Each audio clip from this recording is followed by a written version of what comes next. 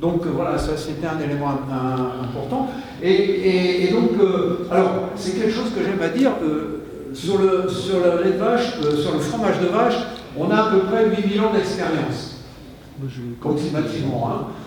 Chez le lait de Chamel, pour le lait de Chamel, on doit avoir à peu près, allez, 30 ans d'expérience à tout casser. Donc, et encore, je parle des premiers essais faits par Ramet en 1985 avec sa présure de bovine et avec 6% de rendement fromager. Donc on a vraiment très peu de recul, on sait que la coagulation est difficile, mais aujourd'hui c'est plus un problème puisqu'on dispose de présure industrielle obtenue par génie génétique, la chymosine camélie, et qui a un pouvoir coagulant identique à ce qu'on peut trouver chez la présure bovine, et même supérieur d'ailleurs, et qui s'appelle le Chimax, qui a été commercialisé par Christian Hansen. Et aujourd'hui, on a résolu le problème de la coagulation, et on fait maintenant des ferments donc, adaptés. Donc on peut maintenant avoir des ferments camélins.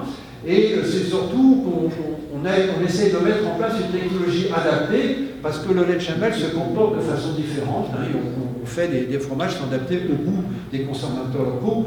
Donc c'est pour ça qu'en Arabie Saoudite, on avait essayé de commencer par faire du camembert, mais alors ça n'a pas marché du tout, parce que le consommateur saoudien, il a horreur des fromages qui puent. Donc on a fait un fromage au goût du consommateur saoudien, genre savonnette, vous savez, feta, halloumi, enfin bon. Je dis savonnette pour le consommateur français et très grand consommateur de fromage que je suis. Mais voilà, et il faut avoir une technologie adaptée. Et là, je remercie mes collègues de l'INRA, avec qui on a beaucoup travaillé, notamment une technicienne fromagère du labo de Sylvie, avec qui on a fait d'énormes progrès dans la connaissance de la matière première pour faire des fromages de Chamel. Voilà, rapidement, feta technologie et la halloumi technologie, et à l'échelle industrielle, parce qu'on l'a testé à l'échelle industrielle.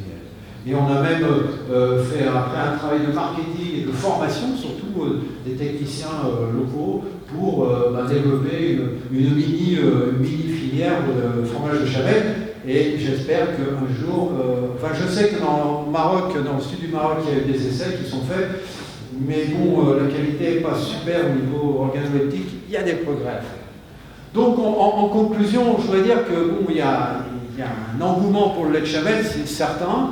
Il est à l'origine de nombreux projets d'élevage auxquels j'ai un petit peu contribué ou pour lesquels je suis sollicité, alors que ce soit en Afrique, au Moyen-Orient, en Inde aussi, avec une collègue allemande qui a développé une filière justement de fromage de Chamel, et en Asie centrale où j'ai pas mal travaillé, y compris aussi au Maroc et en Tunisie actuellement où j'ai quelques projets en cours. Alors, simplement souligner que ce développement de l'élevage camélin laitier, il conforte un peu la place de ce lait, même si elle est marginale, comme vous avez pu voir. Ça correspond alors, effectivement à une production de niche, comme on a dit, mais cette niche, elle peut être grandissante, elle est grandissante, et puis surtout, je trouve que c'est un créneau original, et peut-être aussi, alors c'est ce que j'ai marqué ici, c'est un créneau qui est plus large que le lait de vache, parce que le lait de vache apparaît plutôt comme un produit de consommation courante, on va dire du quotidien, alors surtout avec les prix, le lait de Chamel, c'est un produit à haute valeur ajoutée, mais qui peut atteindre un autre type de clientèle, comme on a vu avec l'initiative des Air Farm. Voilà, et je vous remercie de votre attention.